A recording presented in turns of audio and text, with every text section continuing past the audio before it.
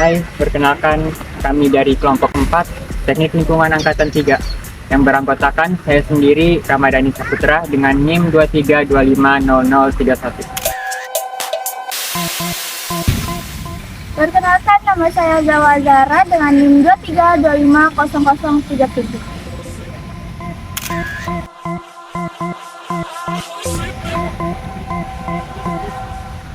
Perkenalkan, nama saya Nanda Ramadhani dengan NIM 23250027. Dan kamu tahu nggak pencemaran udara itu apa?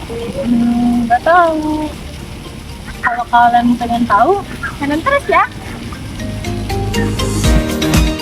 Pencemaran udara merupakan salah satu masalah lingkungan paling serius yang dihadapi oleh dunia saat ini. Udara yang kita hirup sehari-hari dapat terkontaminasi oleh berbagai macam zat-zat seperti partikel, gas, dan bahan kimia yang dapat membahayakan kesehatan manusia. Pencemaran udara sendiri dapat berasal dari berbagai kegiatan seperti kegiatan industri, emisi kendaraan bermotor, dan aktivitas manusia lainnya. Untuk industri sendiri itu dapat berasal dari pabrik-pabrik yang menghasilkan gas-gas yang berbahaya. Kemudian untuk kendaraan bermotor dapat berasal dari emisi gas buangan kendaraan bermotor. Dan aktivitas manusia sendiri itu dapat berasal dari pembakaran sampah dan juga penggunaan pestisida. Jenis-jenis pencemaran udara. Yang pertama ada pencemaran primer, yaitu polutan yang langsung berasal dari sumbernya, seperti asap kendaraan, kendaraan 2, kendaraan 4, dan lainnya. Dan asap industri. Contohnya seperti CO, SO2, NOx, dan debu. Yang kedua ada pencemar sekunder, yaitu polutan yang berasal dari reaksi kimia yang ada di udara, seperti ozon, seperti asam nitrat, dan aerosol sulfat. Dan yang ketiga ada pencemar gas, yaitu polutan yang berbentuk gas yang membuat kita batuk-batuk dan pusing. sumber pencemaran udara dapat dibagi menjadi dua, yaitu sumber alami dan sumber aktivitas manusia. Yang pertama, sumber aktivitas manusia ialah pencemar terbesar pencemaran udara. 1. Industri, 2. Transportasi, 3. Aktivitas peternakan dan pertanian, 4. Aktivitas rumah tangga. Yang kedua yaitu sumber alami, ialah pencemaran yang tidak dicampuri oleh manusia, seperti kebakaran hutan alami, debu, dan pasir. Dampak pencemaran udara ada bermacam-macam. Pertama itu bisa berdampak kepada kesehatan manusia. Untuk dampak kesehatan manusia ini dibagi menjadi dua. Pertama itu dampak jangka pendek, dan yang kedua dampak jangka panjang. Pertama, untuk dampak jangka pendeknya itu dapat disebabkan oleh PM 2,5 dan juga gas CO yang menyebar. Dampak dari kedua polutan ini dapat menyebabkan penyakit seperti ispa, asma, dan juga sesak napas. Yang paling rentan adalah anak kecil dan juga lansia. Kemudian yang kedua, yaitu dampak jangka panjang. Untuk dampak jangka panjangnya ini, jika kita terpapar dengan waktu yang lama, bisa menyebabkan penyakit seperti penyakit jantung, kanker paru, hingga dapat menyebabkan juga seperti penyakit stroke. Itu cuma di manusia lah, tanaman bisa layu, dapat memakan bikin bumi panas, dan hujan asam bisa merusak ekosistem. Kalau ekonomi, biaya rumah sakit bisa meningkat dan turunnya produktivitas kita. Jadi, yuk kurangi polusi udara, mulai dari naik transportasi umum, tanam pohon, matikan mesin pas macet, udara bersih mulai dari kamu. Kalian tahu nggak sih, kegiatan pengaspalan jalan bisa menghasilkan pencemaran udara dan kebisingan secara bersamaan loh. Pemanasan aspal memancarkan senyawa organik volatil serta nitrogen oksida yang melebihi batas kualitas udara. Alat berat seperti roller menghasilkan kebisingan hingga 83 desibel yang dapat melampaui SNI. Kendaraan bermotor menghasilkan gas buang yang mencemari udara dan berpotensi merusak kesehatan pernapasan. Suara bising dari kendaraan menyebabkan polusi kebisingan yang mengganggu kenyamanan dan kesehatan masyarakat. Selanjutnya kita akan membahas tentang pencemaran kebisingan. Apa sih itu pencemaran kebisingan? Yaitu suara bising yang dapat mengganggu kesehatan dan kenyamanan kita.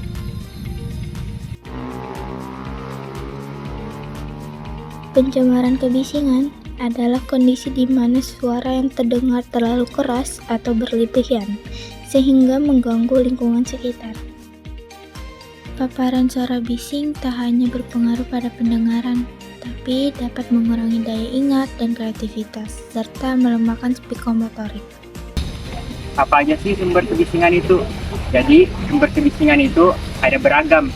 Misalnya, bisa berasal dari suara kendaraan bermotor yang sedang melintas. Kemudian ada juga yang berasal dari suara mesin pabrik yang sedang bekerja. Lalu ada juga yang berasal dari suara alat berat di lokasi konstruksi pembangunan. Kemudian ada juga yang berasal dari suara musik keras yang sedang diputar. Semua kegiatan ini dapat menjadi sumber kebisingan utama di lingkungan kita. Untuk mengetahui tingkat kebisingan, biasanya kita menggunakan alat sound level meter atau SLM. Alat ini membantu mengukur seberapa kuat suara di lingkungan sekitar supaya kita dapat langkah pencegahan jika sudah melewati batas ambang kebisingan. Ini adalah salah satu sumber kebisingan yang ada di jalan raya. Jadi, bagaimana sih cara upaya untuk mengendalikan kebisingan? Jadi, untuk mengendalikan kebisingan bisa dilakukan dengan beberapa cara. Yaitu yang pertama, memasang penghalang suara seperti dinding atau pepohonan. Kemudian yang kedua bisa dilakukan dengan mengurangi jam operasional aktivitas yang menghasilkan suara bising. Kemudian yang ketiga bisa dilakukan dengan cara meningkatkan kesadaran masyarakat akan pentingnya menjaga ketenangan di lingkungan sekitar. Jadi yuk mulai dari kita sendiri Untuk perhatian dan mengurangi kebisingan di lingkungan kita. agar kita bisa hidup lebih nyaman dan sehat. Terima kasih sudah menonton. Selamat menonton.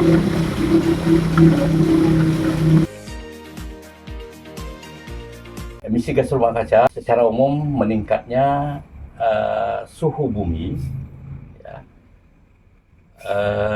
dalam rentang waktu yang panjang antara 10 sampai 30 tahun. Dimulai peningkatan suhu bumi itu dimulai dengan terjadinya proses industrialisasi di tahun 1800 atau abad ke-18. Kemudian tahun demi tahun terjadi perubahan-perubahan hingga kita berada di abad ke-20 dan 21 sekarang ini. Apa itu emisi gas rumah kaca?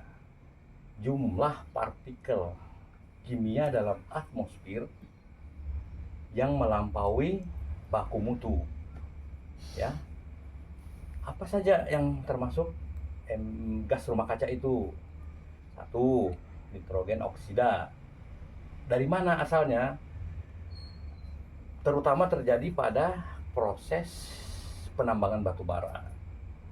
Sulfur oksida, demikian juga sulfur oksida, CO, CO2, gas metan. Itu adalah beberapa jenis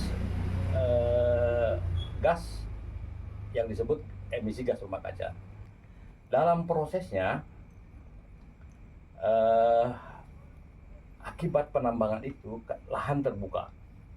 Dampaknya kepada lingkungan dan makhluk hidup, terutama manusia, itu bisa menyebabkan beberapa penyakit.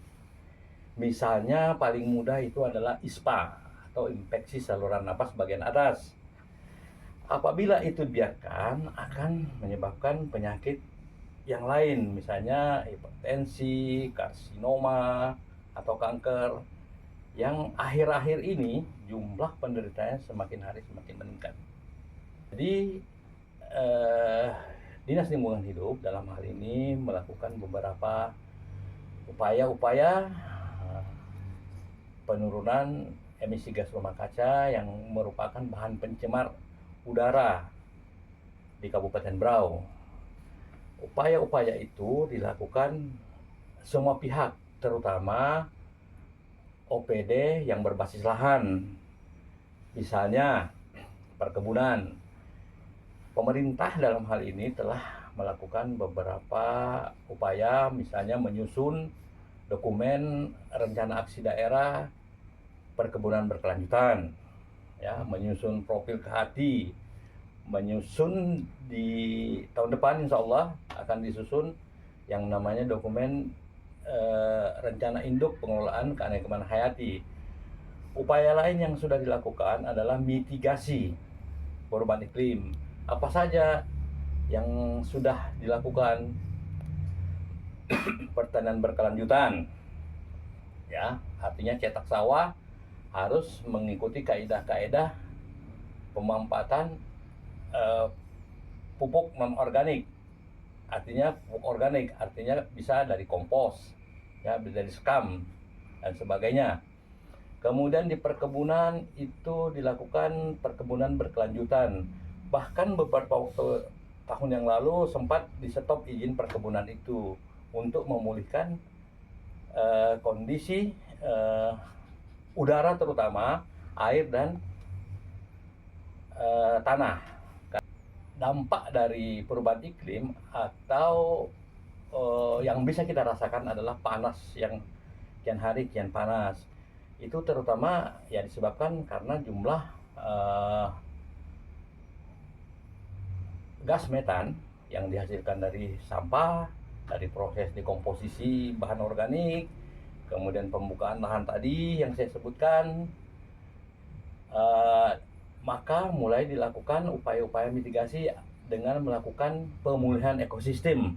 Kemudian melakukan sosialisasi penggunaan EBT namanya. EBT itu energi baru terbarukan. Contohnya mungkin yang paling sering kita lihat adalah listrik yang tenaga surya, ya, baik di kota maupun di kampung-kampung. Karena ada beberapa hal yang bisa kita saksikan bahwa perubahan iklim itu nyata di Kabupaten Berau ini.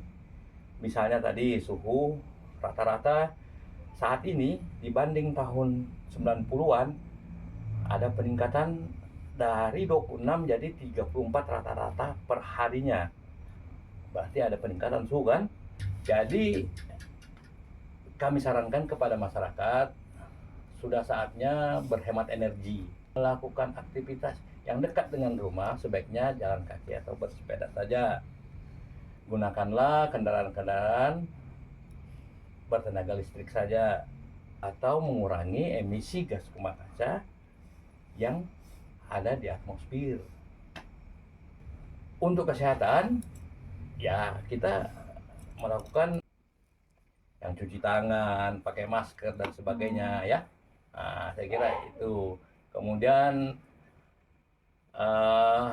kalau tidak ada keperluan ya tidak usah keluar.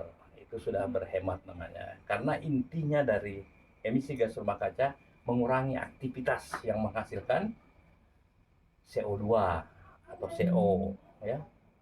Kemudian yang paling penting kalau di kota adalah memelihara tanaman yang ada kalau tidak bisa menanam pohon, karena tidak ada cara yang lebih baik menekan emisi gas rumah kaca yang ada di atmosfer kecuali menanam atau melakukan konservasi pada lahan-lahan yang bernilai konservasi tinggi atau kita sebut HCP atau NKT, ya.